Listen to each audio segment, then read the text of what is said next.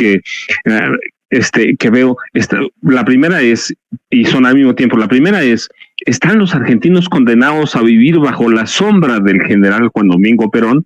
Y dos, con lo que nos dices, ¿ves visos de que pudiéramos contaminarnos con todo lo que vemos, todo lo que seguimos en las redes sociales de lo que está pasando en Argentina y lo que está pasando aquí, que la derecha pues se va a endurecer la campaña de Xochitl Gálvez Ruiz, la va a endurecer, se va a posicionar?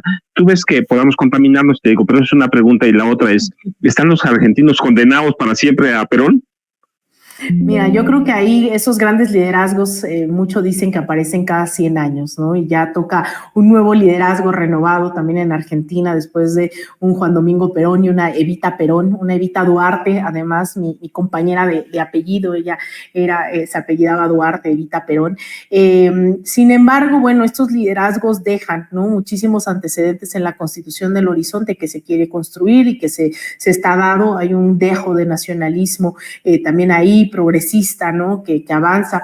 El peronismo también se ha vuelto algo sumamente ambiguo, ¿no? Es como lo equivalente un poco para la gente que nos ve, es como muy similar a Lázaro Cárdenas, ¿no? Eso es un poco el peronismo. Sin embargo, hoy en día, yo siempre le hago burla a mis amigos y amigas argentinas porque le digo, es que su peronismo, tienen peronismo de derecha, peronismo de izquierda, peronismo de todos lados. Yo creo que esas figuras difícilmente, ¿no?, se van, como difícilmente se irá la figura de un Andrés Manuel López Obrador en la historia contemporánea. Es un proceso que espero que se entienda que ya es histórico y que la gente que lo está viviendo, lo estamos viviendo, se entienda la dimensión histórica de lo que está ocurriendo, y que seguramente en próximos sexenios, en décadas, se hablará de cuando López Obrador era presidente y el litio y etcétera, etcétera. Sin embargo, estos procesos, por muy nacionalistas que se avance, pues al final no logran acabar con toda esa desigualdad, no logran acabar con la pobreza extrema, no se logra acabar con, digamos, todos los males, ¿no?, que existen dentro de nuestras sociedades. Aún así hay que seguir batallando, aún así, y lo vemos hoy en un país como México, donde a pesar de que se ha disminuido la violencia, los secuestros, los feminicidios, contrario a la campaña mediática que dice que todo va en aumento, lo cierto es que la violencia todavía es algo que difícilmente se puede erradicar de la noche a la mañana, y tendríamos que estar como mexicanos y mexicanas no solo debatiendo, sino actuando en lo inmediato para erradicar esa violencia de la sociedad. Eso, la verdad es que es uno de los grandes retos, por un lado, ¿no? El no vivir a la sombra de esos grandes liderazgos, sino aún con esos grandes liderazgos construir todavía lo que no se ha construido. Eso es por un lado. La otra es, yo creo que aquí si nos podemos contaminar, mira, las ideologías son sumamente, ¿cómo decirlo? Se te pegan fácilmente, ¿no? Y eso tiene que ver con las herramientas que tenemos a nuestro alcance. La pregunta no es si el fascismo nos puede llegar en breve a México, sino más bien cómo impedimos que el fascismo germine aquí en este país, en donde vemos a personajes sumamente siniestros con esta ideología, como Lili Téllez, como Kenia López Rabadán, Teresa Castel, Gabriel Cuadri, Sandra Cuevas. Es decir, esto no es algo que solo estemos viendo en la Patagonia, ¿no? Eso es algo que ya lo tenemos aquí en casa y que hay que aprender a nombrarlo y decir, están aquí, están en nuestra habitación, están en nuestro país.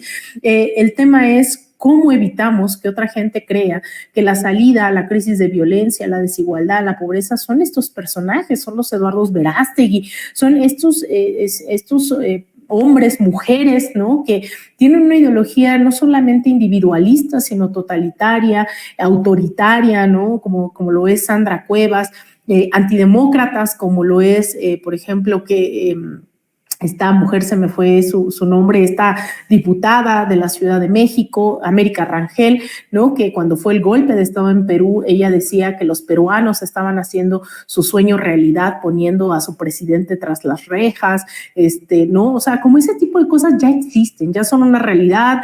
Andan pintando suásticas aquí en la Ciudad de México, en lo que era el Multiforo Alicia, un espacio de resistencia cultural en la Ciudad de México. Fueron a golpear a compañeros, ¿no?, por cancelarles conciertos neonazis. Es decir, ellos ya están aquí.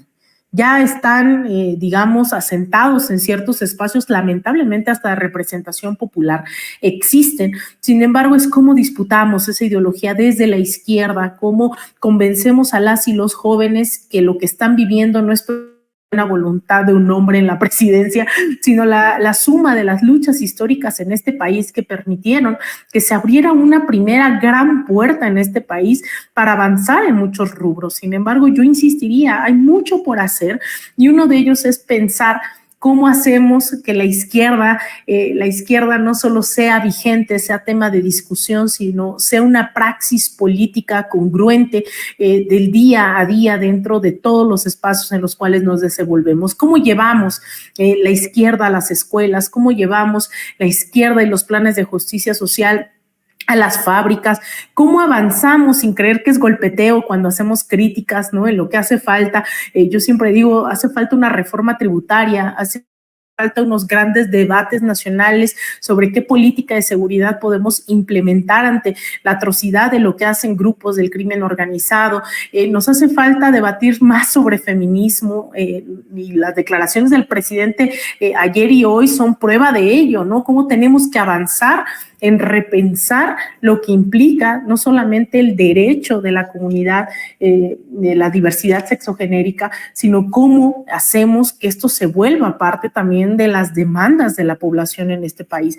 Entonces, yo creo que hay muchos pendientes y en la medida en que los nombremos, que los debatamos, que hablamos de las contradicciones, que hablamos de las omisiones, que digamos no se pudo avanzar del todo en, no sé, por ejemplo, el tema de las concesiones a los medios de comunicación, ¿no? ¿Por qué si sabemos que no están por el bien público, seguimos ahí viendo cómo se enriquecen de mentir, de generar fake news, miedo, de un terrorismo mediático? Son muchos temas los que tenemos que debatir. Debatir, dicen en el chat, debatir sobre violencia familiar. Efectivamente, hay múltiples niveles de la violencia. El feminicidio es solo la punta de ellos, el homicidio es la punta de ellos, pero en el iceberg y en las bases hay muchísimas violencias que tenemos que seguir desmantelando a través de la nueva escuela mexicana, a través de implementar una ley general en la educación superior, media superior, cómo construimos universidades que realmente tengan una perspectiva no solo de transformación de la sociedad, sino de reconcebir más allá del dinero, más allá de la meritocracia, del neoliberalismo, ¿no? Porque también en la izquierda todavía hay izquierdas, ¿no?, que no dan ese paso fuera del neoliberalismo, el quítate que voy yo levanto la mano y me toca ser diputado, o esta gente, ¿no?, que de repente hasta en el chat me decían, es que ¿por qué no eres candidata? ¿Por qué no? Y decía, no, es que tenemos muchas trincheras que ocupar, no todo tiene que ser las diputaciones, las alcaldías, etcétera, etcétera. Si hay que llenarlo, se llena, pero hay muchas trincheras por ocupar.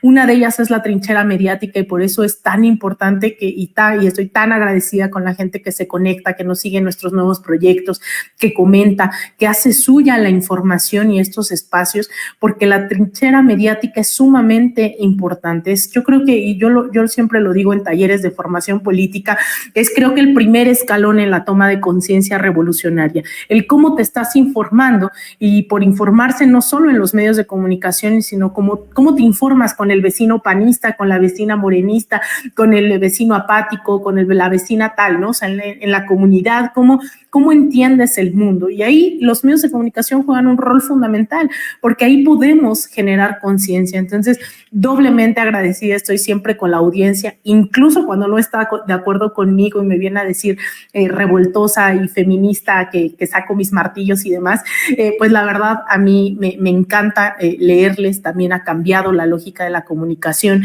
que nos siguen en nuestros debates, nos siguen en nuestros proyectos especiales, independientes. Así que yo creo que por ahí está, esa creo que es la verdadera ruta hacia luchar contra el fascismo, el hacer propios nuestros procesos y hacerlos cada vez más de izquierda, no esperar a ver qué dice el presidente, que no es menor, pero justo en la toma de decisión en nuestra comunidad, en nuestro estado, en nuestro país, en todo espacio, tiene que ser fundamental. Si vemos la vida pasar, querido Paco, a través de la pantalla, del monitor, por mucho que vamos sin censura, pero no salimos a la calle a protestar, no salimos a protestar a la Suprema Corte, no salimos a protestar al INE, pues créeme que aunque veamos todo el día sin censura, veamos cualquier otro espacio, pues así no se transforma la sociedad. Así que ojalá que podamos entender que la ultraderecha se combate militando en la verdad, en la justicia social, en los medios independientes, en las universidades, en las escuelas, en las fábricas, en las plazas, en absolutamente todos los espacios. Así que ahí hay más tareas que respuestas, ¿no? Y que nos cuestionemos todavía los grandes pendientes que tenemos como sociedad, como país, como gobierno, etcétera, etcétera.